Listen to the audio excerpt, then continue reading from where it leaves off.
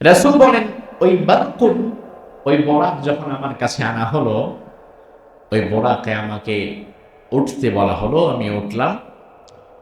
ওই বোরাকের গতি ছিল এমন, তার দৃষ্টিসীমা যেখানে যায় সেখানে তার একটা কদম পড়ে, পরবর্তী দৃষ্টিসীমা আবার যেখানে যায় সেখানে তার আরেকটা কদম পড়ে। এভাবে মোটামুটি 2 কদমে সে মক্কা থেকে নিয়ে মসজিদে আকসা, কাবা থেকে নিয়ে ফিলিস্তিন জেরুজালেম 1232 কিলোমিটার সফর করে ফেলছে। চোখের সীমা যেখানে যায় সেখানে তার কদম যায়, পরবর্তী ওখানে দাঁড়িয়ে চোখের সীমা যেখানে, পরবর্তী কদমটাও সেখানে। এভাবে 2 কদম দিছে, ব্যাস, খালাস। রাসূলুল্লাহ বললেন যে এর পূর্বে আমি কোনোদিন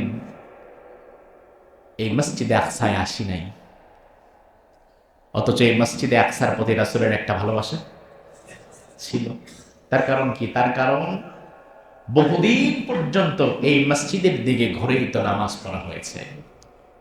দুনিয়ার সব নবীদের কিবলা ছিল বাইতুল মুকাদ্দাস। রাসূলুল্লাহর জীবনের 17 মাসের কিবলা বাইতুল মুকাদ্দাস। 17 মাস বাইতুল মুকাদ্দাসের দিকে। আল্লাহ তাআলা যদি ওই নিয়ম বদলে না দিতেন, আজও আমরা এই দিকে ঘুরে নামাজ পড়তাম না। আমরা ফিলিস্তিনের মসজিদে আকসা যেদিকে, ওই দিকে ঘুরে নামাজ পড়তাম। অবশেষে আল্লাহ তাআলা রাসূলুল্লাহর জীবন দশায় রাসূলের জন্য এই নিয়ম বদলে কিবলা পরিবর্তন করে কাবার দিকে দিয়ে দিয়েছেন। এজন্য এখনো সেখানে একটা মসজিদ আছে, মসজিদ দুল কিবলাতাইন, 2 কিবলার মসজিদ। ওই মসজিদে নামাজরত অবস্থায় কিবলা পরিবর্তন করতে বলা হয়েছিল। 4 রাকাত বিশিষ্ট নামাজ, রাসূল 2 রাকাত ফিলিস্তিনের দিকে মুখ ঘুরে পড়ছে। হঠাৎ করে আল্লাহ আয়াত নাযিল করে দিয়েছে, এই নামাজ শেষ করবেন না, 2 রাকাত পড়ছেন ফিলিস্তিনের দিকে, বাস বাকি 2 রাকাত এই মুহূর্তে সময় নিয়ে ঘুইরা আবার পড়েন আপনি কাবার দিকে। এমন না যে এই নামাজটা তো পড়ছেন যাক, আসর থেকে ওই দিকে ঘুরে পড়েন না, বরং আল্লাহ বুঝিয়েছেন নবী, আমার হুকুম যেভাবে যখন যেখানে হয় চোখ বন্ধ করে ওইখানেই মানা লাগবে। 4 রাকাতের নামাজ 2 রাকাত পড়েছেন, আমার হুকুম হয়েছে মুখ ঘোরান, বাকি 2 রাকাতের সালাম ফেরানো দরকার নাই, এখনই মুখ ঘোরান, ইনস্ট্যান্ট মুখ ঘোরান। রাসূল বলেন, সেই মসজিদে আকসায় আমাকে নিয়ে যাওয়া হল। সেই মসজিদে আকসার মধ্যে রাসূল বলেন, অসংখ্য মুসল্লি আমি দেখলাম কাতারে কাতারে সারিবদ্ধভাবে বসা। জিবরিল আমিন আমাকে বলল, ইয়া রাসূলুল্লাহ, কারা আজকে এই মসজিদের মধ্যে জড়ো হয়েছে আপনি জানেন নাকি? আল্লাহর হাবিব বললেন, না, আমি তো তাদের চিনতে পারলাম না। জিবরিল আমিন বলেন, ইয়া রাসূলুল্লাহ, এই মসজিদে আর কেউ নয়, আদম আলাইহিস সালাম থেকে শুরু করে আপনার আগের নবী ঈসা নবী পর্যন্ত যত লক্ষ লক্ষ নবী এসেছিল দুনিয়াতে, আপনার সম্মানে তাদের সকলকেই আল্লাহ আজকে এই মসজিদে জমায়েত করেছেন। জিবরিল আমিন আল্লাহর হাবিবকে ধরে টেনে টেনে মুসল্লায় দাঁড় করিয়ে দিলেন, যেখানে ইমাম দাঁড়িয়ে যায় ওখানে দাঁড়ানোর পরে আল্লাহর হাবিব 2 রাকাত নামাজ আদায় করলেন। হয়তোবা সেটা তাহাজ্জুদের নামাজ অথবা অন্য কোনো নামাজ, কোন নামাজ এটা স্পষ্টভাবে আসে নাই। আল্লাহর হাবিব নামাজ পড়ালেন। জিবরিল আমিন এসে বললেন, ইয়া রাসূলুল্লাহ, আজকে থেকে আপনি আর শুধু নিছক নবী নয়, আজকে থেকে আপনি হয়ে গেলেন সব নবীদের নবী, ইমামুল মুরসালিন। আপনি তো নবীদের ইমাম হয়ে গেলেন আজকে, শুধু উম্মতের ইমাম না, দুনিয়াতে আদম থেকে ঈসা নবী পর্যন্ত যত নবী এসেছে, আমাদের নবী কি শুধু নবী না নবীদেরও নবী? শুধু ইমাম না নবীদেরও ইমাম? সব নবীদেরও ইমাম হচ্ছে আমাদের নবী মুহাম্মদ সাল্লাল্লাহু আলাইহি ওয়াসাল্লাম। আল্লাহর হাবিব বলেন, এরপরে আমাকে ঊর্ধ্বগমন করানো হলো। প্রথম আসমান, দ্বিতীয় আসমান, তৃতীয় আসমান, ঊর্ধ্বগমন। প্রথম আসমানে আমি যখন গেলাম, প্রতিটি আসমানের মধ্যেই তার নিজস্ব কিছু দরজা আল্লাহ তাআলা বানিয়ে রেখেছেন। প্রথম আসমানে যাওয়ার পরে প্রথম আসমানের ফেরেশতা ওই পাশ থেকে জিজ্ঞেস করলো, কে এসেছে? জিবরিল আমিন বলে, আমি জিব্রাইল, আমি এসেছি। বলা হলো, আপনার সঙ্গে আর কেউ আছে নাকি? বলে, হ্যাঁ আছে। কে আছে? বলা হলো, মুহাম্মদ সাল্লাল্লাহু আলাইহি ওয়াসাল্লাম। এবার অপোজিট থেকে, দরজা কিন্তু এখনো খোলা হয় নাই, অপোজিট থেকে ফেরেশতা আবার প্রশ্ন করছে, আপনার সাথে যিনি এসেছেন তিনি কি নিজের থেকে এসেছেন নাকি তাকে আসতে বলা হয়েছে, আমন্ত্রণ জানানো হয়েছে? জিবরিল আমিন বললেন তাকে আমন্ত্রণ জানানো হয়েছে। আর আমন্ত্রণ যিনি জানিয়েছেন তিনি কে? একটা বিষয় লক্ষ্য করেন, লম্বা হাদিস, সময় কম, হাদিসের টেক্সট বলা যাচ্ছে না। প্রতিটি আসমানের ফেরেশতারা একই কনভারসেশন করেছে যে আপনি কে? আমি জিবরাইল। আপনার সাথে কে? আমার সাথে মুহাম্মদ। তাকে কি আসতে বলা হয়েছে না সে এমনি এসেছে? অবশ্যই তাকে আমন্ত্রণ জানানো হয়েছে। এরপরে ফেরেশতারা দরজা খুলে বলেছে আহলান সাহলান মারহাবান বিকুম। পরে আগে রুলস যেটা এটা মেনটেন করেছে ওই ফেরেশতা। আল্লাহর নবী, বিশ্ব নবী আজকে আসমানে আসছে। জিবরিল আমিন তো সব ফেরেশতাদের সর্দার, সব ফেরেশতাদের লিডার। জিবরিল আমিনের সাথে আসতেছে, গোটা আসমানে খবর হয়ে গেছে। এটা প্রথম আসমানে ফেরেশতারা জানে না? কি মনে হয় জানে না? তো রুলস ইজ রুলস, পরিচয় পর্ব, রুলস। এরপরে ভেতরে আসার পরে আহলান সাহলান মারহাবান বিকুম। জিবরিল আমিনকে পর্যন্ত বারবার জিজ্ঞেস করা হয়েছে আপনি কে? আমি জিবরাইল। আপনার সাথে কে? আমার সাথে মুহাম্মদ।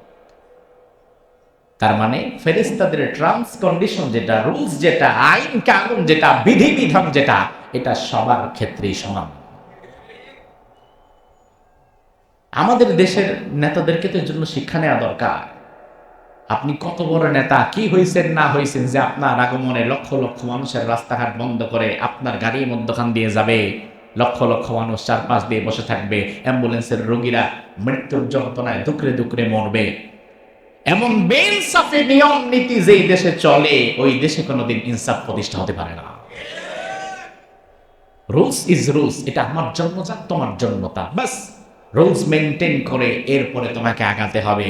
এবার আপনি যুক্তি দিবেন যে হুজুর আপনি আর প্রধানমন্ত্রীকে সমান, আপনি আর প্রেসিডেন্টকে সমান, আপনি আর মন্ত্রী, আপনি আর এমপিকে সমান। আমি আর প্রেসিডেন্ট, আমি আর প্রধানমন্ত্রী সমান না। এজন্য রুলস আমার চেয়ে বেশি প্রেসিডেন্টের মানা লাগবে। আমি আর তারেক রহমান সাহেব সমান না। আমি বাংলাদেশের যদি 5টা আইন কানুন ভাঙি তাতে কি আসে যায়, কিন্তু তারেক রহমান সাহেব যদি 5টা আইন কানুন ভাঙে তাইলে গোটা রাজ্যের পরিবেশ পরিস্থিতি উল্টে যাবে। নেতা যদি 2টা ভাঙে, কর্মী 10টা ভাঙবে। এজন্য রাষ্ট্রের দায়িত্বে যে যত বড় পর্যায়ে থাকে তাকে তত বেশি রাষ্ট্রের বিধিবিধান মেনে চলা দরকার, ঠিক কিনা? আর আমরা আমাদের দেশে দেখি রাষ্ট্রের যে যত দায়িত্বে বড় দায়িত্বে থাকে, রাষ্ট্রের আইন কানুন সে তত ভাঙে, আইন রে পুরা উল্টায়া গয়ন বানায় দেয়, যেখানে তার কাছে কোনো আইনই থাকে না। এটা ঠিক না। আপনি সর্বোচ্চ পর্যায়ের দায়িত্বশীল, আপনি আইন কানুন মানবেন বেশি। আল্লাহর হাবিব বলেন আমি যখন প্রথম আসমানে গেলাম, প্রথম আসমানের দরজা খোলার পরে আমার যার সঙ্গে দেখা হলো তিনি আর কেউ নয়, তিনি তোমাদের আদি পিতা। তার নাম কি? আদম আলাইহিস সালাম। বিশ্বনবী বলেন আমি যখন দ্বিতীয় আসমানে গেলাম, দ্বিতীয় আসমানে 2জন নবীর সাথে আমার সাক্ষাৎ হয়েছিল। কয়জন? ওই 2জন নবী মূলত বিবাহ করে নাই, দুনিয়াতে তাদের কোনো বিবাহ হয় নাই। ওই 2জন অবিবাহিত নবীর সাথে আমার সাক্ষাৎ হয়েছিল। কি নাম জানেন? ঈসা আলাইহিস সালাম, তিনি বিয়ে করেন নাই, তার সাথে রাসূলের সাক্ষাৎ হয়েছিল। আরেকজন কে? হ্যাঁ, ইয়াহইয়া আলাইহিস সালাম। এই 2 নবীর সাথে রাসূলুল্লাহর দ্বিতীয় আসমানে সাক্ষাৎ হয়েছে। আল্লাহর হাবিব বলেন আমি যখন দ্বিতীয় আসমানে গেলাম, তৃতীয় আসমানে আমার সর্বোচ্চ সৌন্দর্য আল্লাহ তাআলা যেই নবীরে দিয়েছিলেন ওই নবীর সঙ্গে দেখা হয়েছে। নাম কি? আপনাদেরকে তো কোনোভাবে আটকানো যায় না। এর আগে ভাবছিলাম যে অবিবাহিত 2জন নবীর অন্তত একজনের নাম তো পারবেনই না, কিন্তু আপনারা মাশাআল্লাহ ওয়াজ এত মনোযোগ দিয়ে শোনেন, এখন মোটামুটি আমি 2-4 জমান না থাকলে মুসল্লি চালাই দিতে পারেন। আল্লাহর হাবিব বলেন আমি যখন চতুর্থ আসমানে গেলাম, চতুর্থ আসমানে যাওয়ার পরে আমার দেখা হয়েছিল যে নবীর সাথে, ওই নবীর নাম ইদ্রিস আলাইহিস সালাম। কি নাম? বিশ্বনবী বলেন আমি যখন পঞ্চম আসমানে গেলাম, পঞ্চম আসমানে যাওয়ার পরে আমার সাক্ষাৎ হলো মুসা নবীর ভাইয়ের সাথে। কি নাম? হারুন আলাইহিস সালাম। অধিকাংশ মানুষ জানে আর বাকিরা অনেকে চুপ করে বসে থাকে। হুদাহুদি চুপ করে বসে থাকে লাভ কি? অন্তত পাশের জনের মুখ দেখে নকল করেন। পরীক্ষার খাতায় প্রশ্ন কমন পড়ে নাই, বসে থেকে লাভ আছে নাকি মিয়া? পাশের জনের মুখের দিকে তাকান, তাকান নকল করেন। সে যেটা বলে আপনি এটাই বলেন, লাগলে লাল না লাগলে নাই। আল্লাহর হাবিব বলেন, আমি যখন ষষ্ঠ আসমানে গেলাম, ষষ্ঠ আসমানে যাওয়ার পরে আমার সর্বোচ্চ রাগী নবীর সাথে দেখা হলো, মুসা আলাইহিস সালাম। বিশ্বনবী বলেন, আমি যখন সপ্তম আসমানে গেলাম, সপ্তম আসমানে জাতির পিতার সঙ্গে আমার দেখা হয়ে গেল। নাকি অন্য কেউ? 17 বছর তারেক বাডারে বানাইছিলেন, আবার সামনে আরেকজনে বানায়েন। এ জাতির কেবলা ক্ষণে ক্ষণে পরিবর্তন হয়, এ জাতির পিতাও ক্ষণে ক্ষণে পরিবর্তন হয়, এ জাতির স্বাধীনতার ইতিহাসও ক্ষণে ক্ষণে পরিবর্তন হয়। যখন যে ক্ষমতায় স্বাধীনতার ইতিহাস তৈরি হয়ে যায় তার মতো করে, যখন যে ক্ষমতায় সে তার পছন্দের কাউকে জাতির উপরে জাতির আব্বা বানায় চাপায় দিতে চায়। তবে আমাদেরকে মনে রাখতে হবে, কিয়ামত হয়ে যেতে পারে, আল্লাহর আরশ ভেঙে যেতে পারে, তসনস হয়ে যেতে পারে সবকিছু। মুসলমানের জাতির পিতা কিয়ামত পর্যন্ত ইব্রাহিম ছাড়া আর কেউ হবে না। অন্য কারো বাপকে জীবনে আর কোনোদিন নিজের বাপের জায়গায় দাঁড় করাবেন না। কারণ ক্ষণে ক্ষণে যেগুলো বাপ পাল্টায়, এদের জন্মে ঠিক নাই। তুমি তো মুসলমান, যেই দলই ক্ষমতায় আসুক না কেন, তোমার জাতির পিতা আগেও যে এখনো সে, ঠিক কিনা? রাসূল বলেন, আমি ইব্রাহিম আলাইহিস সালামের সাথে আমার দেখা হলো। আমি দেখলাম তিনি বাইতুল মামুরের পাশে হেলান দিয়ে বসেছিলেন। সপ্তম আকাশে আরেকটা মসজিদ আছে, ওই মসজিদের নাম বাইতুল মামুর। কোন মসজিদ? আবার আপনাদের উত্তরপাড়া কেন্দ্রীয় বাইতুল মামুর জামে মসজিদ না। যে হুজুর এই মসজিদ সপ্তম আকাশে উঠে গেল? আমাদের যেমন একটা কাবা আছে, যে কাবাকে আমরা তাওয়াফ করি, ফেরেশতাদের একটা কাবা আছে যেটাকে তারা তাওয়াফ করে। ওই ফেরেশতাদের কাবার নাম বাইতুল মামুর। কি নাম? কাদের কাবা? ফেরেশতাদের। রাসূল বলেন, বাইতুল মামুরটা ঠিক যেখানে দুনিয়ার কাবাটাও ঠিক একই জায়গায়, ওপর থেকে একটা পাথর টুকরো ফেলে দিলে ঠিক একই বরাবর নিচে এসে। রাসূল আরো বলেন, ওই বাইতুল মামুরে প্রতিদিন ওই বাইতুল মামুরে ৭০,০০০ ফেরেশতা একসাথে নামাজ পড়ে। সৃষ্টির শুরুতে একবার যেই ফেরেশতা ওখানে নামাজ পড়তে পেরেছে, ওই ৭০,০০০ কিয়ামত পর্যন্ত দ্বিতীয়বার আর ঢোকার সুযোগই পাবে না। তাহলে বুঝেন ফেরেশতার সংখ্যা কত। জীবনে একবার যে ঢুকছে, আর হাজার হাজার বছর আগে কিয়ামতের আগ পর্যন্ত দ্বিতীয়বার সে ঢোকারই সুযোগ পাবে না। আল্লাহর হাবিব বলেন, এভাবে করে আমি মাওদাউ শরীফে আকলামে পৌঁছে গেলাম। কোন বর্ণনায় বলা হয়েছে সিদরাতুল মুনতাহা পর্যন্ত পৌঁছে গেলাম। এমন জায়গায় পৌঁছালাম যেখান থেকে ভাগ্যলিকার আওয়াজ শোনা যাচ্ছে কলমের। আমি জান্নাত দেখলাম, জাহান্নাম দেখলাম, সব আমি দেখলাম। জাহান্নামীদের শাস্তি দেখলাম, জান্নাতের নিয়ামত দেখলাম।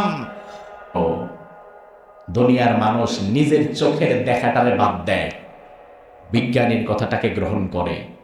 অথচ ওই গাঁজাখোর বিজ্ঞানীর হিসাবের মধ্যে ভুল হওয়ার সম্ভাবনা আছে না নাই? নিজের চোখের উল্টা গিয়া যদি তুমি ওই বিজ্ঞানীর কথার বিশ্বাস করতে পারো, তাইলে আল্লাহর কথাকে চোখ বন্ধ করে আরো আগে বিশ্বাস করা দরকার। দুনিয়ার নাস্তিক এরাও তো বলে 13 লক্ষ গুণ বড় সূর্য, অথচ ওই নাস্তিকের বাপও তো জীবনে দেখেনি 13 লক্ষ গুণ বড়। ও তো দেখছে রুটির সাইজ, কিন্তু সে তো নিজের চোখের উল্টা গিয়া যেটা দেখছে এটা বিশ্বাস না করে বিজ্ঞানী যেটা বলছে এটা বিশ্বাস করলো। শুধু ঝামেলা হয় আল্লাহর কথা বিশ্বাস করার জন্য, মূলত এদের হৃদয়টা আল্লাহ মোহর মেরে দিয়েছে। এরা বিজ্ঞানের কথা না দেখে বিশ্বাস করে, অথচ কোরআনের কথা হাদিসের কথা এরা বিশ্বাস করতে চায় না, যুক্তি তর্কের মার বেঁচে ফেলে। অথচ কোরআন এবং হাদিস বিশ্বাস করা লাগবে যুক্তি তর্কের উপরে গিয়ে। এখানে কোনো যুক্তি তর্ক থাকবে না। আল্লাহ বলেছেন, আমি আমার রাসূলকে ইসরায়ে নিয়েছি, মেরাজে নিয়েছি, ব্যাস। কিভাবে গিয়েছে না গিয়েছে আমার মাথায় এত কিছু না ধরলেও আমি চোখ বন্ধ করে বিশ্বাস করে নিলাম রাসূলুল্লাহর জীবনে মেরাজ অবশ্যই সংঘটিত হয়েছে। কোন যুক্তি তর্কের ধার ধারবেন না, কারণ যুক্তির নাম ইসলাম না।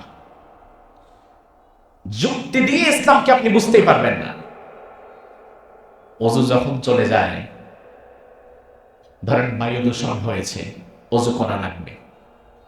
ওযু করার সময় আপনি ওই অঙ্গ প্রত্যঙ্গগুলো ধন, বায়ু দূষণ যেখান দিয়ে হয়েছে এটা তো আপনি ধনও না, তাহলে আপনি কিসের যুক্তি দিয়ে কি খোঁজেন? যুক্তি তো বলতেছিল তাহলে ওইটা আগে ধন, কিন্তু আপনি তো মুখ ধন, হাত ধন, মাথা মাসাহ করেন, পা ধন, অথচ বায়ু দূষণের সময় তো এগুলা কাজেও লাগে নাই। এই জন্য যুক্তির নিরিখে আপনি ইসলামকে মাপতেই পারবেন না। ইসলাম হচ্ছে সেটা আল্লাহ এবং রাসূল বলেছেন, যেটা চোখ বন্ধ করে এটা যারা মেনে নিবে, যুক্তি তর্কের উপরে উঠে, তারাই মুমিন। এবার আসুন, রাসূলুল্লাহর জীবনে যে ইসরা সংঘটিত হয়েছিল, মেরাজ সংঘটিত হয়েছিল, তিনি যে ঊর্ধ্বগমন করেছিলেন, মহাবিশ্ব মহাকাশ যে তিনি ভ্রমণ করেছিলেন, জান্নাত জাহান্নাম যে তিনি সশরীরে দেখে এসেছিলেন, এই কথার সাথে আপনি কি দ্বিমত পোষণ করবেন? এই কথাগুলোর উপরে আপনার বিশ্বাস আছে তো ইনশাআল্লাহ? মেরাজ প্রসঙ্গে অনেকে বলেন দুইটা মত। কেউ কেউ বলেন যে মেরাজ হয়েছে স্বপ্ন যোগে, রাসূল বাইতুল মুকদ্দাসে গিয়েছেন, এরপরে আরশে গিয়েছেন, আসমানে গিয়েছেন, প্রথম আসমান, দ্বিতীয় আসমান, ইব্রাহিম আলাইহিস সালাম, অমুক নবী তমুক নবী সবার সাথে দেখা হয়েছে, জান্নাত জাহান্নাম সব দেখেছেন। এই সবটা হয়েছে স্বপ্ন যোগে। আবার কেউ কেউ বলেন এই সবটা হয়েছে সশরীরে। আপনাদের বিশ্বাস কোনটা? প্রথম কথা হচ্ছে, স্বপ্ন যোগে যদি হতো তাহলে ওই ১৫০০ বছর আগের কাফেরেরা এটাকে অবিশ্বাস করত না। তার কারণ স্বপ্নে তো বাংলাদেশের রিকশাওয়ালাও নিজের প্রধানমন্ত্রী বানায় ফেলতে পারে। স্বপ্নে তো কত কিছুই হতে পারে, তো স্বপ্ন তো বিশ্বাস অবিশ্বাসের কিচ্ছু না, স্বপ্ন তো স্বপ্ন। কিন্তু তারা অবিশ্বাস করেছিল এই কারণে, তার কারণ রাসূলের মেরাজ স্বপ্ন যোগে নয়, সশরীরে হয়েছে, ঠিক কিনা? এবার আসুন আমরা দেখি কোরআনে কারিমে আল্লাহ সুবহানাহু ওয়া তাআলা এই বিষয়ে আমাদেরকে কি জানাচ্ছে। দুটো অংশ, ইসরা একটা অংশ, মেরাজ একটা অংশ। কোরআনে সরাসরি মেরাজ প্রসঙ্গে আল্লাহ কিছু বলে নাই, কোরআনে আল্লাহ ইসরা প্রসঙ্গে বলেছে। আর রাসূলুল্লাহ হাদিসে মুতাওয়াতিরে অসংখ্য হাদিসে মেরাজ প্রসঙ্গে বলেছেন। কোরআন অস্বীকার করা যেমন যাবে না, হাদিসকে অস্বীকার করা যাবে? এমন শয়তান যেন কুমন্ত্রণা না দেয় যেহেতু মেরাজের বিষয়ে কোরআনে আয়াত নাই, ইসরার বিষয়ে আছে, তাহলে ইসরা স্বীকার করলাম, মেরাজ অস্বীকার করলাম, অসম্ভব। কারণ মেরাজ বিষয়ে রাসূল অসংখ্য হাদিসে বলে গিয়েছেন। আল্লাহর কোরআন যেমন মিথ্যা হতে পারে না, রাসূলের হাদিসও তেমন মিথ্যা হতে পারে।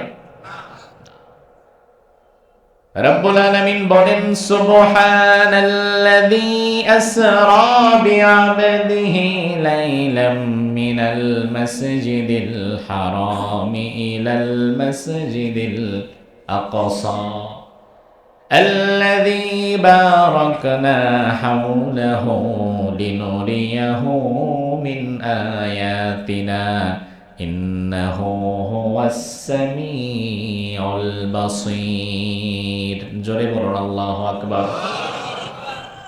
আল্লাহ রাব্বুল আলামিন বললেন, বরকতময় সেই সত্তা যিনি তার বান্দাকে রাতের কিছু অংশে মিনাল মসজিদিল হারাম মিনাল মসজিদিল আকসা, বাইতুল্লাহ থেকে, মক্কা থেকে নিয়ে মসজিদে আকসা পর্যন্ত, ফিলিস্তিন পর্যন্ত সফর করিয়েছেন।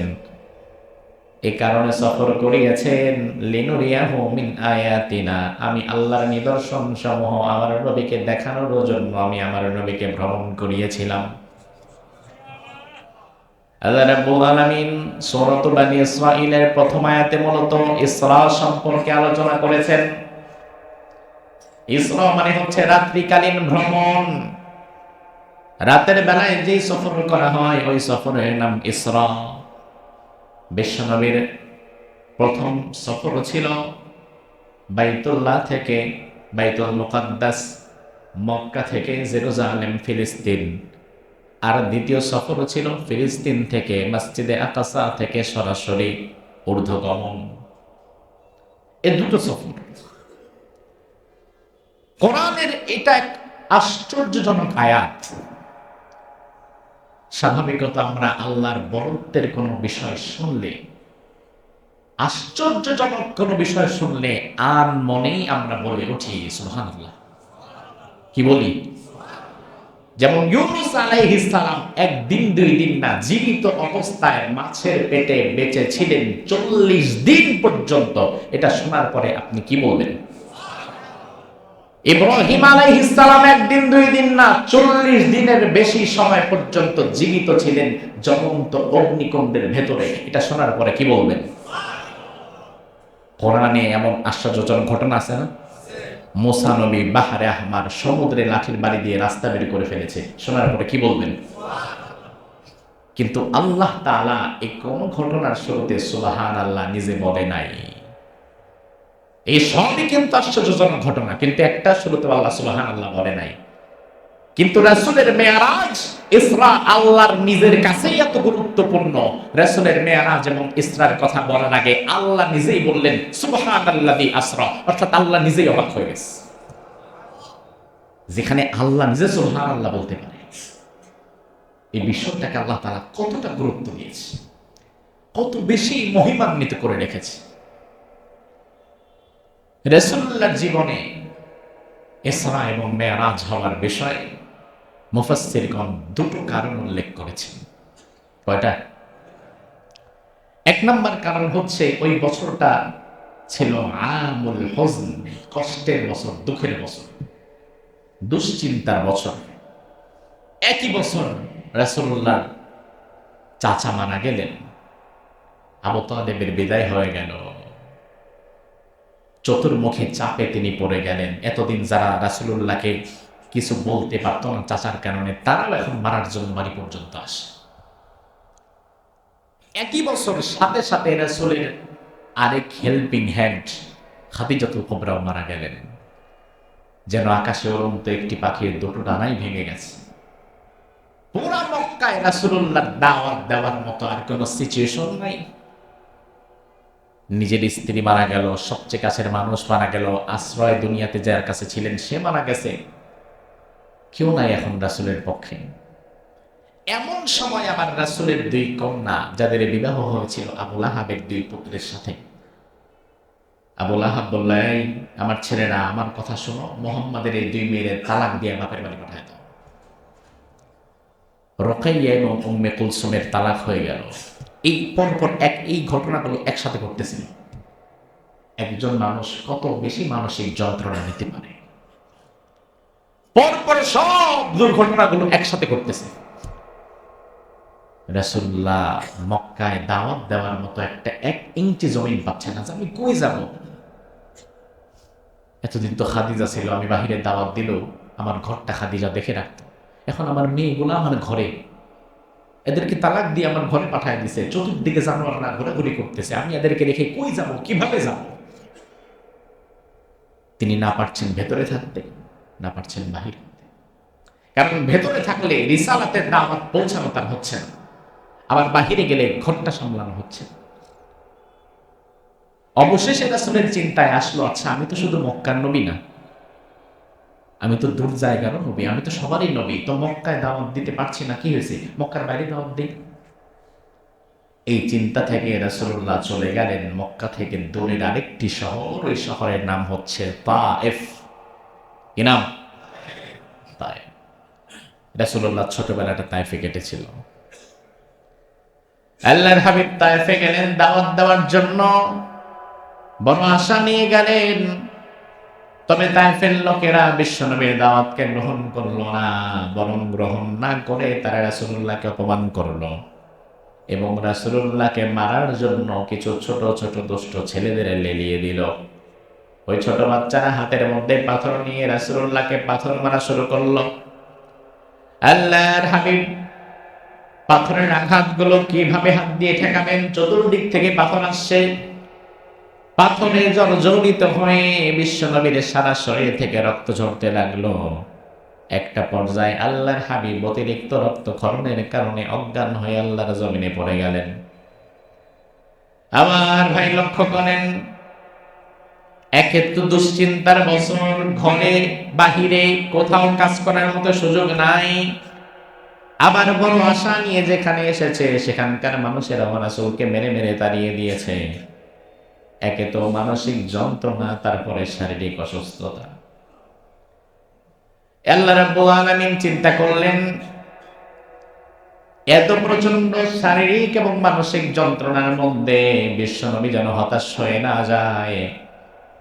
দুনিয়ার মানুষ যদি বড় কোনো ধাক্কা খায়, বড় কোনো অ্যাক্সিডেন্টের সম্মুখীন হয়, তাহলে সাইকিয়াট্রিস্ট যারা, মনোবিজ্ঞানী যারা, তারা পরামর্শ দেয় সাময়িক সময়ের জন্য সব জাগতিক ব্যস্ততা দূরে ফেলে একটু বাহির থেকে কোথাও ঘুরে আসেন, একটু রিল্যাক্স হন, একটু রিল্যাক্স হয়ে আমার কাজে যোগ দেন। আল্লাহ রাব্বুল আলামিন তার হাবিব মুহাম্মদুর রাসূলুল্লাহর মানসিক অবস্থা বুঝতে পেরে চিন্তা করলেন, আমার নবীকেও একটু রিফ্রেশমেন্ট নেওয়া দরকার। নবুয়তের বিশাল কাজ তার জন্য বাকি পড়ে রয়েছে। এখনই যদি আমার নবী মানসিকভাবে বিপর্যস্ত হয়ে যায়, তাইলে কাজগুলো হবে না।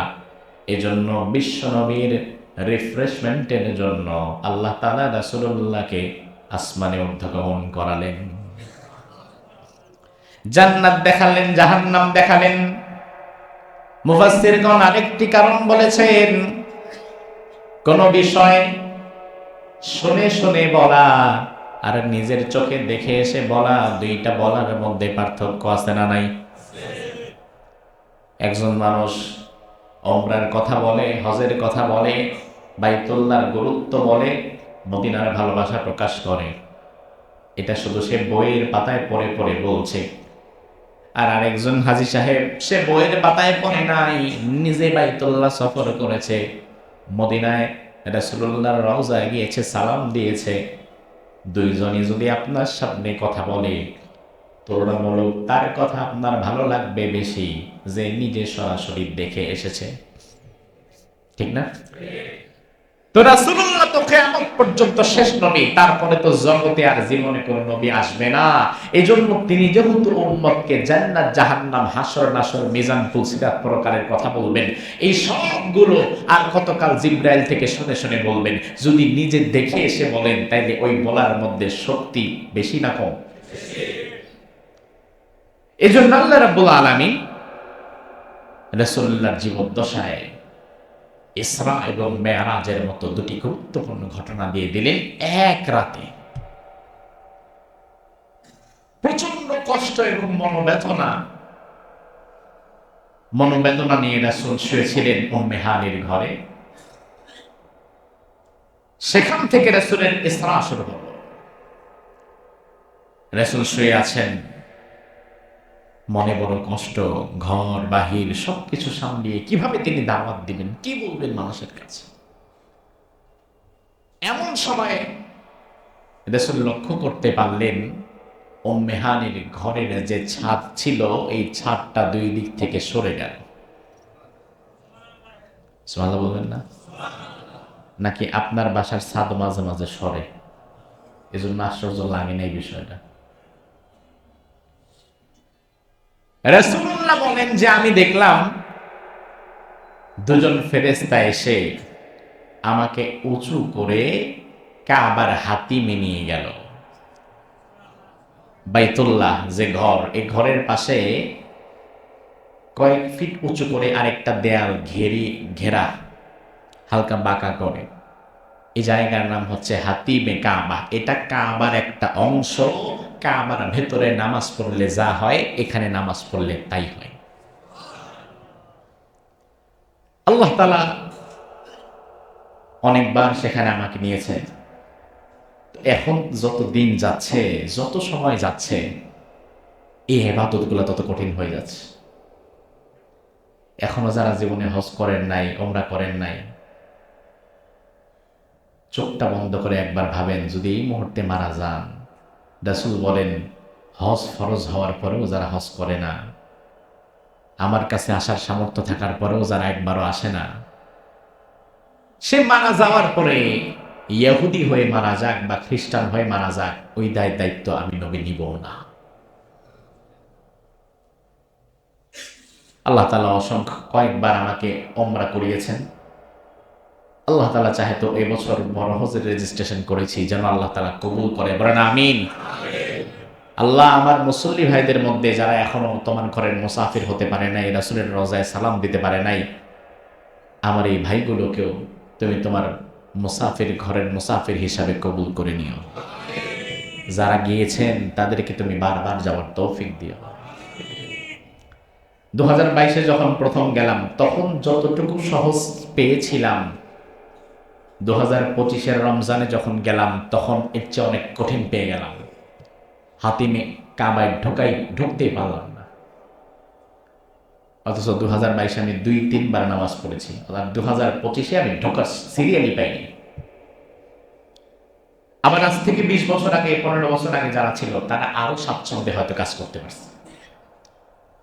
আবার আপনি আজ থেকে 5 বছর পরে যাবেন, তখন বাইতুল্লাহ হয়তো সরাসরি হাত দিয়ে ধরতে পারবেন কিনা এটাও সন্দেহ, কারণ যত দিন যাচ্ছে এই ইবাদতগুলো তত কঠিন হচ্ছে। আপনি পোড়া কপাল হয়েন না ভাই, পোড়া কপাল হয়েন না। একটা সময় খুব আফসোস করবেন, ইস 2-3 লাখ টাকায় তো, 1-1.5 লাখ টাকায় তো কি করলাম জীবনে, এত কাছাকাছি দেখতে পারলাম না, একটু ধরতে পারলাম না, ছুঁইতে পারলাম না। এই আফসোসটা যেন না থাকে। ওই হাতিমে কাবার ভেতরে রাসূলুল্লাহকে নিয়ে যাওয়া হলো। রাসূল বলেন ফাআখরাজাল কলব, আমার গলার নিচ থেকে নাভি পর্যন্ত ফেরে ফেলে আমার কলবটাকে বের করে জমজমের পানি দ্বারা ধৌত করে আমার আগের জায়গায় প্রতিস্থাপন করে দেওয়া হলো। এরপরে একটি বাহন আনা হলো, ওই বাহনের নাম হচ্ছে বোরাক। বাহনের নাম কি? আরবিতে বারকুন মানে বিদ্যুৎ, আকাশের যে বিজলি চমকায়, বিদ্যুৎ চমকায়, এটাকে বলা হয় বারকুন। আর বোরাক মানে বারকুনের সুপারলেটিভ, যেটা বিদ্যুতের চাইতেও বেশি গতি সম্পন্ন। রাসূল বলেন ওই বারকুন, ওই বোরাক যখন আমার কাছে আনা হলো, ওই বোরাকে আমাকে উঠতে বলা হলো, আমি উঠলাম। ওই বোরাকের গতি ছিল এমন, তার দৃষ্টিসীমা যেখানে যায় সেখানে তার একটা কদম পড়ে, পরবর্তী দৃষ্টিসীমা আবার যেখানে যায় সেখানে তার আরেকটা কদম পড়ে। এভাবে মোটামুটি 2 কদমে সে মক্কা থেকে নিয়ে মসজিদে আকসা, কাবা থেকে নিয়ে ফিলিস্তিন জেরুজালেম 1232 কিলোমিটার সফর করে ফেলছে। চোখের সীমায় যেখানে যায় সেখানে তার কদম যায়, পরবর্তী ওখানে দাঁড়িয়ে চোখের সীমা যেখানে, পরবর্তী কদমটাও সেখানে। এভাবে 2 কদম দিছে, ব্যাস খালাস। রাসূলুল্লাহ বললেন যে এর পূর্বে আমি কোনোদিন এই মসজিদে আকসায় আসি নাই, অথচ এই মসজিদে আকসার প্রতি রাসূলের একটা ভালোবাসা ছিল। তার কারণ কি? তার কারণ বহুদিন পর্যন্ত এই মসজিদের দিকে ঘুরেই তো নামাজ পড়া হয়েছে। দুনিয়ার সব নবীদের কিবলা ছিল বাইতুল মুকাদ্দাস, রাসূলুল্লাহর জীবনের 17 মাসের কিবলা বাইতুল মুকাদ্দাস। 17 মাস বাইতুল মুকাদ্দাসের দিকে। আল্লাহ তাআলা যদি ওই নিয়ম বদলে না দিতেন, আজও আমরা এই দিকে ঘুরে নামাজ পড়তাম না। আমরা ফিলিস্তিনের মসজিদে আকসা যেদিকে, ওই দিকে ঘুরে নামাজ পড়তাম। অবশেষে আল্লাহ তাআলা রাসূলুল্লাহর জীবন দশায় রাসূলের জন্য এই নিয়ম বদলে কিবলা পরিবর্তন করে কাবার দিকে দিয়ে দিয়েছেন। এজন্য এখনো সেখানে একটা মসজিদ আছে, মসজিদুল কিবলাতাইন, 2 কিবলার মসজিদ। ওই মসজিদে নামাজরত অবস্থায় কিবলা পরিবর্তন করতে বলা হয়েছিল। 4 রাকাত বিশিষ্ট নামাজ, রাসূল 2 রাকাত ফিলিস্তিনের দিকে মুখ ঘুরে পড়ছে। হঠাৎ করে আল্লাহ আয়াত নাযিল করে দিয়েছে, এই নামাজ শেষ করবেন না, 2 রাকাত পড়ছেন ফিলিস্তিনের দিকে, বাস বাকি 2 রাকাত এই মুহূর্তে সবাই এই নিয়ে ঘুইরা আবার পড়েন আপনি কাবার দিকে। এমন না যে এই নামাজটা তো পড়ছেন যাক আসর থেকে ওই দিকে ঘুরে পড়েন না, বরং আল্লাহ বুঝিয়েছেন নবী আমার হুকুম যেভাবে যখন যেখানে হয় চোখ বন্ধ করে ওইখানেই মানা লাগবে। 4 রাকাতের নামাজ 2 রাকাত পড়েছেন, আমার হুকুম হয়েছে মুখ ঘোরান, বাকি 2 রাকাতের সালাম ফেরানো দরকার নাই, এখনই মুখ ঘোরান, ইনস্ট্যান্ট মুখ ঘোরান। রাসূল বলেন সেই মসজিদে আকসায় আমাকে নিয়ে যাওয়া হলো। সেই মসজিদে আকসার মধ্যে রাসূল বলেন, অসংখ্য মুসল্লি আমি দেখলাম কাতারে কাতারে সারিবদ্ধভাবে বসা। জিবরিল আমিন আমাকে বলল, ইয়া রাসূলুল্লাহ, কারা আজকে এই মসজিদের মধ্যে জড়ো হয়েছে আপনি জানেন নাকি? আল্লাহর হাবিব বললেন, না, আমি তো তাদের চিনতে পারলাম না। জিবরিল আমিন বলেন, ইয়া রাসূলুল্লাহ, এই মসজিদে আর কেউ নয়, আদম আলাইহিস সালাম থেকে শুরু করে আপনার আগের নবী ঈসা নবী পর্যন্ত যত লক্ষ লক্ষ নবী এসেছিল দুনিয়াতে, আপনার সম্মানে তাদের সকলকেই আল্লাহ আজকে এই মসজিদে জমায়েত করেছেন। জিবরিল আমিন আল্লাহর হাবিবকে ধরে টেনে টেনে মুসল্লায় দাঁড় করিয়ে দিলেন, যেখানে ইমাম দাঁড়িয়ে যায় ওখানে দাঁড়ানোর পরে আল্লাহর হাবিব 2 রাকাত নামাজ আদায় করলেন। হয়তোবা সেটা তাহাজ্জুদের নামাজ অথবা অন্য কোন নামাজ, কোন নামাজ এটা স্পষ্টভাবে আসে নাই। আল্লাহর হাবিব নামাজ পড়ালেন। জিবরিল আমিন এসে বললেন, ইয়া রাসূলুল্লাহ, আজকে থেকে আপনি আর শুধু নিছক নবী নয়, আজকে থেকে আপনি হয়ে গেলেন সব নবীদের নবী, ইমামুল মুরসালিন। আপনি তো নবীদের ইমাম হয়ে গেলেন আজকে, শুধু উম্মতের ইমাম না, দুনিয়াতে আদম থেকে ঈসা নবী পর্যন্ত যত নবী এসেছে, আমাদের নবী কি শুধু নবী না নবীদেরও নবী? শুধু ইমাম না নবীদেরও ইমাম? সব নবীদেরও ইমাম হচ্ছে আমাদের নবী মুহাম্মদ সাল্লাল্লাহু আলাইহি ওয়াসাল্লাম। আল্লাহর হাবিব বলেন, এরপরে আমাকে ঊর্ধ্বগমন করানো হলো। প্রথম আসমান, দ্বিতীয় আসমান, তৃতীয় আসমান, ঊর্ধ্বগমন। প্রথম আসমানে আমি যখন গেলাম, প্রতিটি আসমানের মধ্যেই তার নিজস্ব কিছু দরজা আল্লাহ তাআলা বানিয়ে রেখেছেন। প্রথম আসমানে যাওয়ার পরে প্রথম আসমানের ফেরেশতা ওই পাশ থেকে জিজ্ঞেস করলো, কে এসেছে? জিবরিল আমিন বলে, আমি জিব্রাইল, আমি এসেছি। বলা হলো, আপনার সঙ্গে আর কেউ আছে নাকি? বলে, হ্যাঁ আছে। কে আছে? বলা হলো, মুহাম্মদ সাল্লাল্লাহু আলাইহি ওয়াসাল্লাম। এবার অপোজিট থেকে, দরজা কিন্তু এখনো খোলা হয় নাই, অপোজিট থেকে ফেরেশতা আবার প্রশ্ন করছে, আপনার সাথে যিনি এসেছেন তিনি কি নিজের থেকে এসেছেন নাকি তাকে আসতে বলা হয়েছে, আমন্ত্রণ জানানো হয়েছে? জিবরিল আমিন বললেন, তাকে আমন্ত্রণ জানানো হয়েছে। আর আমন্ত্রণ যিনি জানিয়েছেন তিনি কে? একটা বিষয় লক্ষ্য করেন, লম্বা হাদিস, সময় কম, হাদিসের টেক্সট বলা যাচ্ছে না। প্রতিটি আসমানের ফেরেশতারা একই কনভারসেশন করেছে যে আপনি কে? আমি জিব্রাইল। আপনার সাথে কে? আমার সাথে মুহাম্মদ। তাকে কি আসতে বলা হয়েছে না সে এমনি এসেছে? অবশ্যই তাকে আমন্ত্রণ জানানো হয়েছে। এরপরে ফেরেশতারা দরজা খুলে বলেছে, আহলান সাহলান মারহাবান বিকুম। পরে আগে রুলস যেটা, এটা মেনটেন করেছে ওই ফেরেশতা। আল্লাহর নবী, বিশ্ব নবী আজকে আসমানে আসছে। জিবরিল আমিন তো সব ফেরেশতাদের সর্দার, সব ফেরেশতাদের লিডার। জিবরিল আমিনের সাথে আসতেছে, গোটা আসমানে খবর হয়ে গেছে। এটা প্রথম আসমানে ফেরেশতারা জানে না? কি মনে হয় জানে না? তো রুলস ইজ রুলস, পরিচয় পর্ব, রুলস। এরপরে ভেতরে আসার পরে আহলান সাহলান মারহাবান বিকুম। জিবরিল আমিনকে পর্যন্ত বারবার জিজ্ঞেস করা হয়েছে, আপনি কে? আমি জিব্রাইল। আপনার সাথে কে? আমার সাথে মুহাম্মদ। তার মানে ফেরেশতাদের টার্মস কন্ডিশন যেটা, রুলস যেটা, আইন কানুন যেটা, বিধি বিধান যেটা, এটা সবার ক্ষেত্রেই সমান। আমাদের দেশের নেতাদেরকে তো এর জন্য শিক্ষা নেওয়া দরকার। আপনি কত বড় নেতা, কি হয়েছেন না হয়েছেন, যে আপনার আগমনে লক্ষ লক্ষ মানুষের রাস্তাঘাট বন্ধ করে আপনার গাড়ির মধ্যখান দিয়ে যাবে, লক্ষ লক্ষ মানুষ চারপাশ দিয়ে বসে থাকবে, অ্যাম্বুলেন্সের রোগীরা মৃত্যুর যন্ত্রণায় দুকরে দুকরে মরবে। এমন বেইনসাফি নিয়ম নীতি যেই দেশে চলে, ওই দেশে কোনোদিন ইনসাফ প্রতিষ্ঠা হতে পারে না। রুলস ইজ রুলস, এটা আমার জন্মজাত, তোমার জন্মতা, বাস রুলস মেনটেন করে এরপরে তোমাকে আগাতে হবে।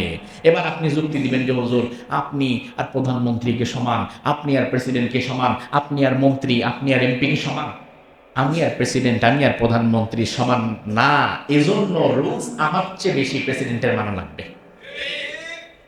আমি আর তারেক রহমান সাহেব সমান না। আমি বাংলাদেশের যদি 5টা আইন কানুন ভাঙি তাতে কি আসে যায়, কিন্তু তারেক রহমান সাহেব যদি 5টা আইন কানুন ভাঙে তাহলে গোটা রাজ্যের পরিবেশ পরিস্থিতি উল্টে যাবে। নেতা যদি 2টা ভাঙে, কর্মী 10টা ভাঙবে। এজন্য রাষ্ট্রের দায়িত্বে যে যত বড় পর্যায়ে থাকে তাকে তত বেশি রাষ্ট্রের বিধিবিধান মেনে চলা দরকার, ঠিক কিনা? আর আমরা আমাদের দেশে দেখি রাষ্ট্রের যে যত দায়িত্বে বড় দায়িত্বে থাকে, রাষ্ট্রের আইন কানুন সে তত ভাঙে, আইন রে পুরা উল্টায় গয়ন বানায় দেয়, যেখানে তার কাছে কোনো আইনই থাকে না। এটা ঠিক না। আপনি সর্বোচ্চ পর্যায়ের দায়িত্বশীল, আপনি আইন কানুন মানবেন বেশি। আল্লাহর হাবিব বললেন, আমি যখন প্রথম আসমানে গেলাম, প্রথম আসমানের দরজা খোলার পরে আমার যার সঙ্গে দেখা হলো তিনি আর কেউ নয়, তিনি তোমাদের আদি পিতা। তার নাম কি? আদম আলাইহিস সালাম। বিশ্বনবী বলেন, আমি যখন দ্বিতীয় আসমানে গেলাম, দ্বিতীয় আসমানে 2জন নবীর সাথে আমার সাক্ষাৎ হয়েছিল। কয়জন?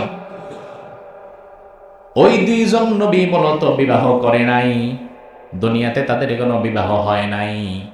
ওই 2জন অবিবাহিত নবীর সাথে আমার সাক্ষাৎ হয়েছিল। কি নাম জানেন?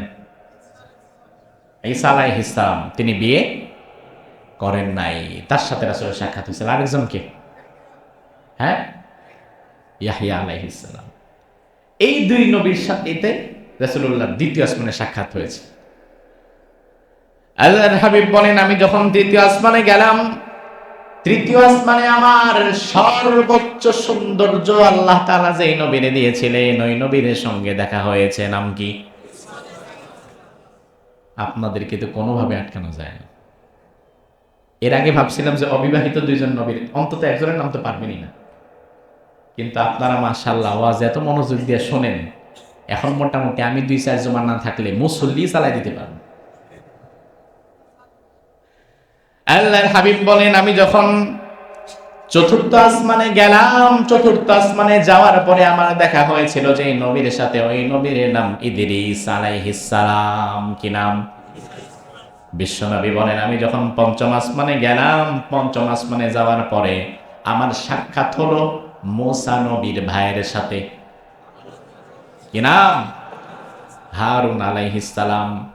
অধিকাংশ মানুষ জানে, আর বাকিরা অনেকে চুপ করে বসে থাকে। হুদাহুদি চুপ করে বসে থাকে লাভ কি? অন্তত পাশের জনের মুখ দেখে নকল করেন। পরীক্ষার খাতায় প্রশ্ন কমন পড়ে নাই, বসে থেকে লাভ আছে নাকি মিয়া? পাশের জনের মুখের দিকে তাকান, তাকান নকল করেন। সে যেটা বলে আপনি এটাই বলেন, লাগলে লাল, না লাগলে নাই। আল্লাহর হাবিব বলেন, আমি যখন ষষ্ঠ আসমানে গেলাম, ষষ্ঠ আসমানে যাওয়ার পরে আমার সর্বোচ্চ রাগী নবীর সাথে দেখা হলো, মূসা আলাইহিস সালাম। বিশ্বনবী বলেন, আমি যখন সপ্তম আসমানে গেলাম, সপ্তম আসমানে জাতির পিতার সঙ্গে আমার দেখা হয়ে গেল। নাকি অন্য কেউ? 17 বছর তারেক বাডারে বানাইছিলেন, আবার সামনে আরেকজনে বানায়েন। এ জাতির কিবলা ক্ষণে ক্ষণে পরিবর্তন হয়, এ জাতির পিতাও ক্ষণে ক্ষণে পরিবর্তন হয়, এ জাতির স্বাধীনতার ইতিহাসও ক্ষণে ক্ষণে পরিবর্তন হয়। যখন যে ক্ষমতায় স্বাধীনতার ইতিহাস তৈরি হয়ে যায় তার মতো করে, যখন যে ক্ষমতায় সে তার পছন্দের কাউকে জাতির উপরে জাতির আব্বা বানায় চাপায় দিতে চায়। তবে আমাদেরকে মনে রাখতে হবে, কিয়ামত হয়ে যেতে পারে, আল্লাহর আরশ ভেঙে যেতে পারে, তসনস হয়ে যেতে পারে সবকিছু। মুসলমানের জাতির পিতা কিয়ামত পর্যন্ত ইব্রাহিম ছাড়া আর কেউ হবে না। অন্য কারো বাপকে জীবনে আর কোনোদিন নিজের বাপের জায়গায় দাঁড় করাবেন না, কারণ ক্ষণে ক্ষণে যেগুলো বাপ পাল্টায় এদের জন্মে ঠিক নাই। তুমি তো মুসলমান, যেই দলই ক্ষমতায় আসুক না কেন, তোমার জাতির পিতা আগেও যে এখনো সে, ঠিক কিনা? রাসূল বলেন, আমি ইব্রাহিম আলাইহিস সালামের সাথে আমার দেখা হলো। আমি দেখলাম তিনি বাইতুল মামুরের পাশে হেলান দিয়ে বসেছিলেন। সপ্তম আকাশে আরেকটা মসজিদ আছে, ওই মসজিদের নাম বাইতুল মামুর। কোন মসজিদ? আবার আপনাদের উত্তরপাড়া কেন্দ্রীয় বাইতুল মামুর জামে মসজিদ না, যে হুজুর এই মসজিদ সপ্তম আকাশে উঠে গেল।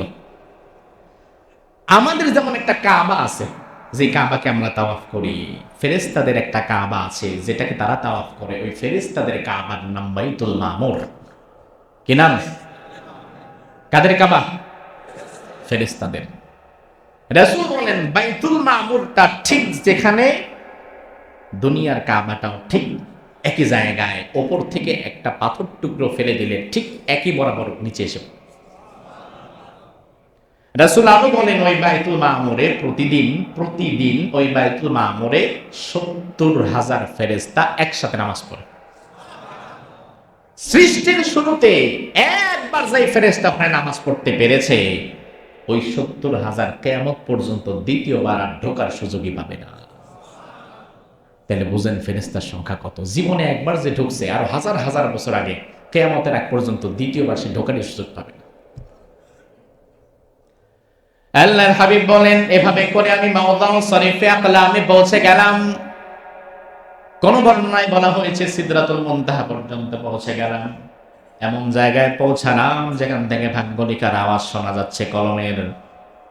আমি জান্নাত দেখলাম, জাহান্নাম দেখলাম, সব আমি দেখলাম। জাহান্নামীদের শাস্তি দেখলাম, জান্নাতের নিয়ামত দেখলাম। এ প্রসঙ্গে অনেক হাদিস এসেছে, সব তো বলা যাবে না, একটা বলে দেই। বিশ্বনবী বলেন, আমি হঠাৎ করে জান্নাতের পাশ দিয়ে যাচ্ছিলাম, এমন সময় জান্নাতের ভেতরে কে যেন কোরআন তেলাওয়াত করেছে, আমার কানে আওয়াজ এলো। আমি জিজ্ঞেস করলাম, কে কোরআন তেলাওয়াত করে জান্নাতে? বলা হলো, ইয়া রাসূলুল্লাহ, আপনার প্রিয় সাহাবী হারিসা ইবনে নোমান জান্নাতে কোরআন তেলাওয়াত করছে। অথচ হারিসা ইবনে নোমান তখনও মরেই নাই।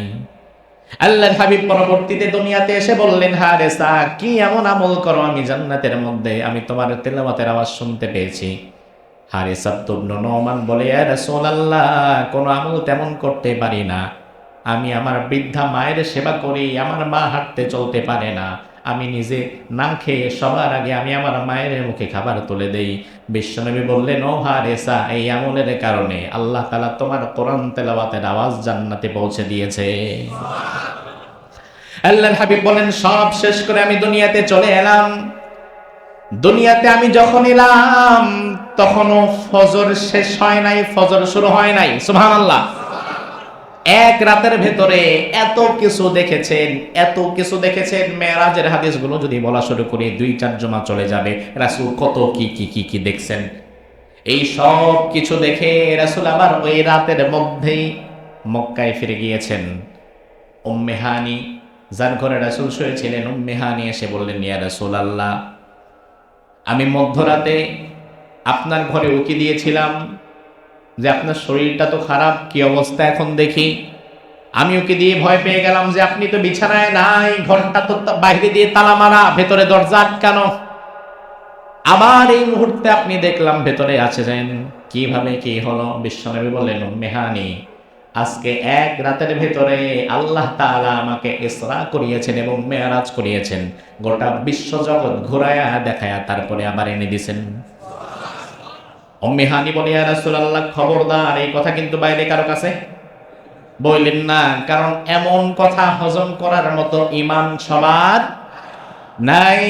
বিশ্বনবী বললেন, না, যেটা সত্য সেটা সবাইকেই বলা লাগবে, আমি তো মিথ্যা বলতে পারবো না। পরদিন সকাল বেলায় আবু জেহেল রাস্তা দিয়ে যাচ্ছে, রাসূলুল্লাহকে সামনে পেয়েছে, বলল, কি ব্যাপার মুহাম্মদ, প্রতিদিন তো নতুন নতুন কথা বলো, আজকে কোনো নতুন কথা আছে নাকি বলার মতো? রাসূল বললেন, শুধু নতুন কথা না, আজকে এত কিছু আমি দেখছি যা শুই না তুমি কুলাইতে পারবা না। কি দেখছো বলো? বিশ্বনবী বলেন, আমি রাত্রিবেলা শুয়েছিলাম উম্মে হানির ঘরে, সেখান থেকে 2 জন ফেরেশতা আসলো, আমাকে তুলে নিল, কাবার হাতিমে নিল, জমজমের কূপের পানি দিয়ে আমার অন্তরটা পরিষ্কার করে আবার প্রতিস্থাপন করলো। এরপরে আমাকে নিয়ে এখান থেকে বাইতুল মুকদ্দাসে গেল, মসজিদে আকসায় গেল, সেখানে আমি সব নবীদের নামাজ পড়ালাম। নামাজ পড়ানোর পরে প্রথম আসমান, দ্বিতীয় আসমান, তৃতীয় আসমান। আবু জেহেল কয়, ভাতিজা থামো, আর আগানো দরকার নাই, কিসের আসমানের গল্প করো মিয়া? আজকে রাতে তুমি বাইতুল মুকদ্দাস গেছো? বলে, হ্যাঁ গেছি। আবার আমার সামনে দাঁড়ায় আছো? হ্যাঁ দাঁড়ায় আছি। তুমি গেলা কেমনে আর আসলা কেমনে? তার কারণ বাইতুল মুকদ্দাস 1232 কিলোমিটার উঠে চলে যাওয়া লাগে, যাইতে লাগে 40 দিন, আসতেও লাগে, তাইলে টোটাল 80 দিনের গল্প তুমি এক রাতে শোনাও। 1500 বছর আগের কাফেরেরা মেরাজ অস্বীকার করে নাই, কারণ মেরাজ তাদের মাথায় ধরেই নাই। তারা মূলত অস্বীকার করেছিল ইসরা, এই 1232 কিলোমিটারের সফর। আবু জেহেল বলল, আমি যদি আরো মানুষদেরকে ডাকতে পারি, এই গল্প কি তুমি বলতে পারবা? রাসূল বলল, তো গল্প না, এটা তো বাস্তবতা, তুমি যারেই ডাকো না কেন আমি বলতে পারবো। রাসূলুল্লাহর সামনে মক্কার হাজার হাজার কাফের গেনে দেয়া হলো। বিশ্বনবীরে বলা হলো, মুহাম্মদ এবার বলো। আল্লাহর হাবিব আবার বলা শুরু করলেন। কেউ রাসূলুল্লাহর কথা বিশ্বাস করে না, সবাই হাসাহাসি করে। পাশ দিয়ে যাচ্ছিল আবু বকর সিদ্দিক রাদিয়াল্লাহু আনহু। এবার কাফেররা বলল, এই আবু বকর এদিকে আসো। তাল হে না, এদিকে আসো, দেখো তোমার সাথী তো পাগল হয়ে গেছে। তুমি যার সাথে সাথে ঘুরো, আজকে এমন আজগুবি কথা সে বলা শুরু করেছে যেটা তুমিও বিশ্বাস করবা না। আবু বকর সিদ্দিককে রাসূলের সামনে দাঁড় করানো হলো। এবার বলা হলো, এবার আবু বকররে আপনি গল্পটা বলেন, দেখেন আবু বকর বিশ্বাস করে কিনা, কারণ আপনার এই গল্প দুনিয়ার কেউ বিশ্বাস করবে না। আমার ভাই, ওই সময় নতুন নতুন কিছু ইমানদার তৈরি হয়েছিল, যাদের ইমান এখনো পাকাপোক্ত হয় নাই। প্রথমবার শোনার পরে ইসরা এবং মেরাজের ঘটনা তারাও বিশ্বাস করে নাই। আবু বকর সিদ্দিককে রাসূলুল্লাহ বললেন, আবু বকর, আমি জানি না তুমি বিশ্বাস করবা কিনা, কারণ আজকে আমার কথাকে বিশ্বাস করার মতো আমার ডানে বামে আমি আর কাউকে পাচ্ছি না এই মুহূর্তে। যারে বলছি সেই অবিশ্বাস করছে। আবু বকর সিদ্দিক বলে, ইয়া রাসূলুল্লাহ, আমি জানি না আপনি কি বলবেন, তবে এতটুকু বলতে পারি নবী গো, আপনি বলেছেন জান্নাত আছে, আমি বিশ্বাস করেছি, জীবনে দেখি নাই। আপনি বলেছেন জাহান্নাম আছে, আমি বিশ্বাস করেছি, জীবনে দেখি নাই। আপনি বলেছেন হিসাব হবে, বিচার হবে, আমি জীবনে দেখি নাই, তবু বিশ্বাস করেছি। আপনি বলেছেন আল্লাহ আছে, জীবনে আল্লাহরে দেখি নাই, তাও বিশ্বাস করেছি। আজকে আপনি কি বলবেন আমি জানি না, তবে জানার আগেই বলে দিলাম আপনি অবশ্যই সত্যটাই বলবেন। শুনেও নাই, শুনেও নাই, শুনেও নাই, এর আগেই বলে দিয়েছি আপনি সত্যটাই বলবেন। আল্লাহর হাবিব বললেন, আবু বকর, আজকে রাতে আমার সাথে এই ঘটনা ঘটেছে। আমি ইসরা করেছি, মেরাজ করেছি, আমি জান্নাত জাহান্নাম দেখে এসেছি, আমি বাইতুল মুকাদ্দাসে গিয়েছি, নামাজ পড়িয়েছি, তারপরে আবার এসেছি। কেউ বিশ্বাস করছে না, তুমি করবা কিনা জানি না। আবু বকর সিদ্দিক বলেন, ইয়া রাসূলুল্লাহ, জান্নাত জাহান্নাম হাসর নাসর আল্লাহকে না দেখার পরেও যদি বিশ্বাস করতে পারি, আপনার এই ঘটনা তো তার চেয়ে আশ্চর্যজনক কোনো বিষয় না। দুনিয়ার কেউ বিশ্বাস করুক আর না করুক, আমি আবু বকর বিশ্বাস করে নিলাম। আল্লাহর হাবিব বললেন, আবু বকর রে, আজকে থেকে তুমি শুধু আবু বকর নয়, আজকে থেকে তোমার নাম আবু বকর সিদ্দিক। সুবহানাল্লাহ বলেন। এভাবে করে রাসূলের ইসরা এবং মেরাজকে তারা অস্বীকার করলো, কিন্তু আবু বকরের মধ্য দিয়ে আল্লাহ তাআলা এটার সত্যায়ন করে দিলেন। সুবহানাল্লাহ বলবেন না? একজন পাকনা মধ্যখান দিয়ে বাম হাত ঢুকাইছে, বুদ্ধিজীবী, এসে বলে, মোহাম্মদ, আমি অনেকবার গেছি বাইতুল মুকাদ্দাস, আমার ব্যবসা করার জন্য প্রায় যাওয়া আসা লাগে, তো তুমি যে আজগুবি কাহিনী বলতেছো, আবু বকর তো কথার খাতিরে না বুঝাও বিশ্বাস করছে, কিন্তু আমারে যুক্তি দিয়া বোঝাও। কি যুক্তি? আমারে প্রমাণ দিয়া বোঝাও। কি প্রমাণ? আমি অসংখ্যবার বাইতুল মুকাদ্দাসে গিয়েছি, ফিলিস্তিনের সাথে আমার ব্যবসায়িক লেনদেন আছে, আমি যাই আর আসি প্রতিবার। তুমি যে গেছো সেখানে, এটার প্রমাণ কি? রাসূল বললেন, কি প্রমাণ? কি প্রমাণ চাও তুমি? আচ্ছা প্রমাণ দাও। ওই বাইতুল মুকাদ্দাসের যে মসজিদ, তুমি ওখানে গেছো না? গেছি। নামাজ পড়াইছো না? পড়াইছি। ওই মসজিদের জানালা কয়টা আর দরজা কয়টা আমার বলো। আচ্ছা, দরজা আর জানালা গুনে রাখা, হিসাব করা, এটা কি প্রকৃত মুসল্লির কাজ? কথা কন না, কাজ? আমি এতদিন ধরে আপনাদের এখানে আসি, আমাকে এখনো যদি বলেন ফ্যান কয়টা, লাইট কয়টা, আমি বলতে পারবো? আপনি পারবেন না? অসম্ভব। আমরা সেই নামাজ পড়ি চলে যাই, আরে লাইট ফ্যান গুনবে তো ওই বাদাইম্যা, যে বাদাইম্যার নামাজে মনোযোগ নাই, বসে বসে লাইট ফ্যান গুনতেছে। রাসূলুল্লাহ তো সেখানে নামাজের জন্য গিয়েছেন, দরজা জানালার কাজ রাজমিস্ত্রি কাজের জন্য যান নাই, যে কোনটা কি অবস্থা দেখে আসে। আল্লাহর হাবিব চোখ বন্ধ করে আল্লাহরে বললেন, আল্লাহ, তুমি যদি চাও আমি সবার সামনে অপমানিত হই, আমার কোনো আফসোস থাকবে না। আর তুমি যদি না চাও, তাইলে বাইতুল মুকাদ্দাসের দরজা জানালার সংখ্যাটা আমারে জানায় দাও। আল্লাহ রাব্বুল আলামিন জিবরিলকে বললেন, জিবরাইল, পুরা বাইতুল মুকাদ্দাসটাকে তুলে নিয়ে আমার নবীর বন্ধ চোখের সামনে তুই একবার ঘোরা।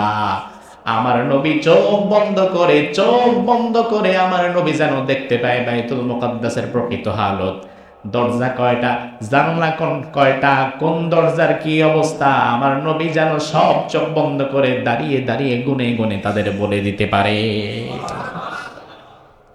আমার ভাই, এভাবে করে রাসূলুল্লাহ জীবনে ইসরা সংঘটিত হলো, মেরাজ সংঘটিত হলো।